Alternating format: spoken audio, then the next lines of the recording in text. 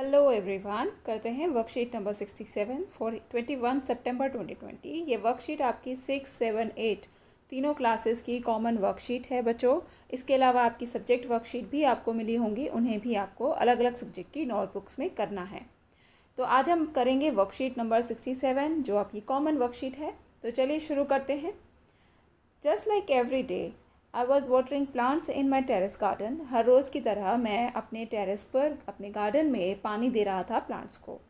ठीक है, ये एक स्टोरी है एक बच्चे की। Suddenly a lot of honey बीज केम फ्लाइंग, और एकदम अचानक से क्या हुआ, वहाँ पर बहुत सारी हनी बीज आकर उड़ने लगी। व्हेन आई चेक्ड केयरफुली, मैंने ध्यान से देखा, and I noticed a Honey comb on one of the big plants, और मैंने वहाँ पे नोटिस किया कि एक बड़े से पौधे पर एक हनी कॉम्ब बना हुआ है। I was very excited to see it because I had only read about it only in books till now. तो मैं उसको देखकर बहुत एक्साइटेड हुआ, और मैंने क्योंकि इसके बारे में सिर्फ किताबों में ही पढ़ा था अभी तक। Now I understand why reading books is so important. और आज मुझे पता चला, ये बात समझ आई कि रीडिंग बुक्स कितना इम्पॉर्टेंट होता है। किताबों से पढ़कर हम कितनी सारी बातें जानते हैं। Had I not learn about staying away from the honeycomb, I would have touched it out of curiosity and got bitten by the honey bees. अगर मैंने बुक में हनी कॉम से दूर रहने के लिए नहीं पढ़ा होता तो मैंने उसको टच कर लिया होता ड्यू टू क्यूरियोसिटी, जिज्ञासा में। ठीक है, और वो फिर हनी बीज तो मुझे आज काट ही लेती। तो बच्चों, बुक्स पढ़कर उस बच्चे को ये बात याद रही कि हमें हनी कॉम को हाथ नहीं लगाना चाहिए, उन्हें परेशान भी नहीं करना चाहिए, अदरवाइज़ वो आपको हार्म कर सकती हैं, आपको नुकसान पहुंचा सकती हैं। तो कभी भी ऐसे इंसेक्ट्स को या एनिमल्स को हमें जो है ना बिल्कुल भी परेशान नहीं करना चाहिए। So there is a honeycomb and come let's find us more interesting information. और आज हम हनी कॉम के बारे में ही बहुत सारी इंपॉर्टेंट और इंटरेस्टिंग इन्फॉर्मेशन फाइंड आउट करेंगे। उससे पहले मैं आपको दिखाती हूँ, ये जो हनी कॉम होता है इसके अंदर आपको कुछ हेक्सागोनल शेप्स दिखेंगे, जैसे कि षटकोण होता है। कुछ इस तरीके की ये जो शेप्स हैं ये नज़र आ रही होंगी आपको।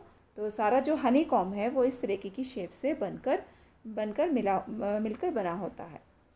इसमें आपको क्वेश्चंस दिए हुए हैं, 4 क्वेश्चंस आपको मिलेंगे। तो चलिए वन बाय वन हम इन क्वेश्चंस को करते हैं। चलते हैं अपने स्लाइड्स पर।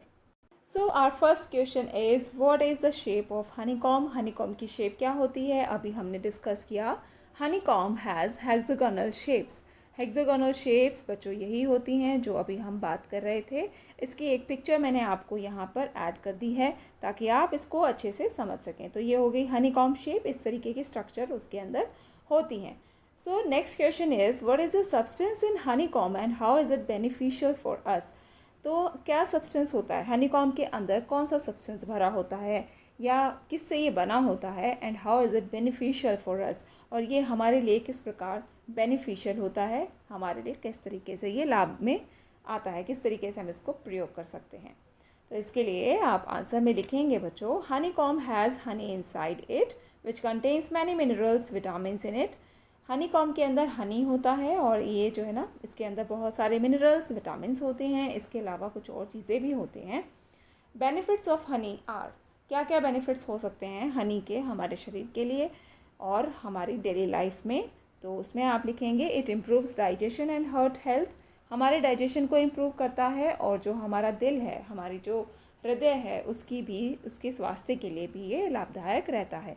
Low blood pressure, high blood pressure, तो ऐसे जो डिजीज़ होते हैं उनमें ये लाभदायक है। It boost immunity to fight against disease. तो आपको पता है कि हमारी इम्यूनिटी जो है वो स्ट्रॉन्ग रहनी चाहिए। हमें ऐसे फूड खाने चाहिए जिससे हमारी इम्यूनिटी स्ट्रॉन्ग होती है। तो आप मुझे कमेंट बॉक्स में बताइएगा कि आप इम्यूनिटी स्ट्रॉन्ग करने के लिए आजकल क्या क्या ले रहे हैं, क्योंकि इम्यूनिटी स्ट्रॉन्ग रहेगी तो आप कोरोना वायरस से लंबे समय तक बचे रहेंगे और आप बिल्कुल सेफ़ रहेंगे। फाइट अगेंस्ट डिजीज़, तो इम्यूनिटी जो होती है वो हमें डिजीज़ से लड़ने की ताकत देती है। And it is used as sugar alternative also. Sugar alternative का मतलब होता है, ऑल्टरनेटिव का मतलब है बच्चों कि किसके जगह पर हम इसको यूज़ कर रहे हैं।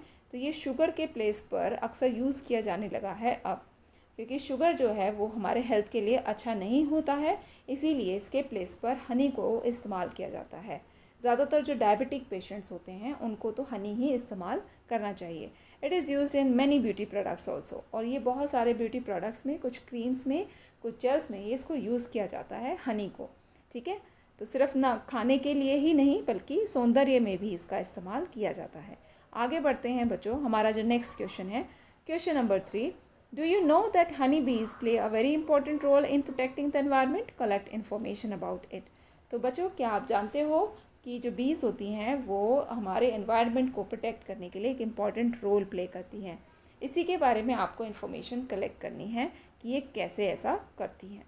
तो आंसर में बच्चों आप लिखेंगे, bees play a very important role in protecting the environment. They support the growth of trees, flowers and other plants.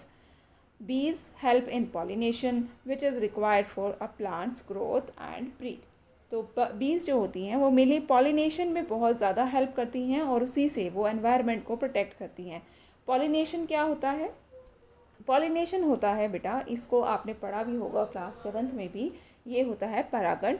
और इसमें बीजों के द्वारा किस तरीके से पौधों में प्रजनन होता है, किस तरीके से उनमें रिप्रोडक्शन होता है, वो ही पॉलिनेशन होता है।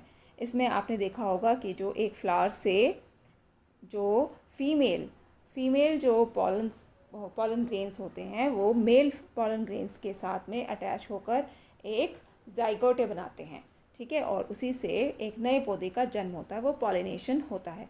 और पॉलिनेशन बीज कैसे करती हैं? वो एक पौधे से दूसरे पौधे तक पॉलन ग्रेन्स को पहुंचाने का काम करती हैं, ठीक है। वो छोटे छोटे होते हैं बहुत ज़्यादा और उनको एक पौधे से दूसरे पौधे पर जाने पर ही प्रजनन होता है और एक नया पौधा बनता है। उसके बाद आप करेंगे question number 4, what other animals protect the environment apart from Honey बीज, लिस्ट देम। इसी तरीके से हनी बीज की तरह ही कुछ और एनिमल्स हैं जो कि हमारे एनवायरनमेंट को प्रोटेक्ट करते हैं, उनकी आप लिस्ट बनाइए। तो मैंने आपके लिए एक लिस्ट तैयार की है, आई होप आपको क्लियर होगा। The other animals that protect the environment apart from Honey bees are, first है बर्ड्स। बर्ड्स क्या करते हैं? वो फूड चेन को बैलेंस करते हैं, यानी कि हमारे जो एनवायरनमेंट है उसमें फूड चेन्स चलती हैं, जो छोटे जीव होते हैं उनको बड़े जीव खाते हैं, तो ये सारी चीज़ें चलती रहती हैं और एक एनवायरनमेंट में हमारी नेचर में बैलेंस बना रहता है। उसके बाद है रैट्स। तो रैट्स जो हैं बच्चों, यहाँ आप स्पेलिंग को करेक्ट कर लेंगे, 2 कर लेंगे।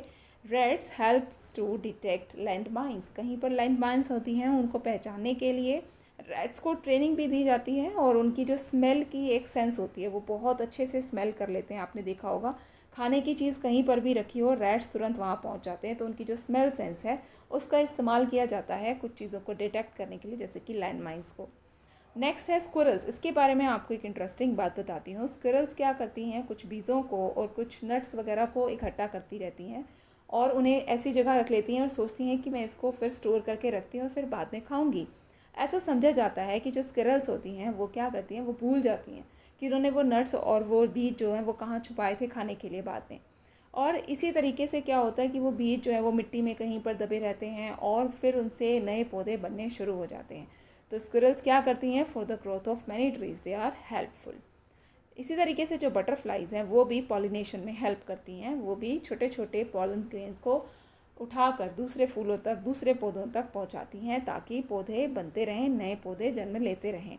तो ये कुछ बातें थी। आपको अच्छी लगी होगी ये वर्कशीट, ज़रूर कमेंट बॉक्स में बताइए और लाइक कीजिए, वीडियो को शेयर कीजिए। Thanks for watching.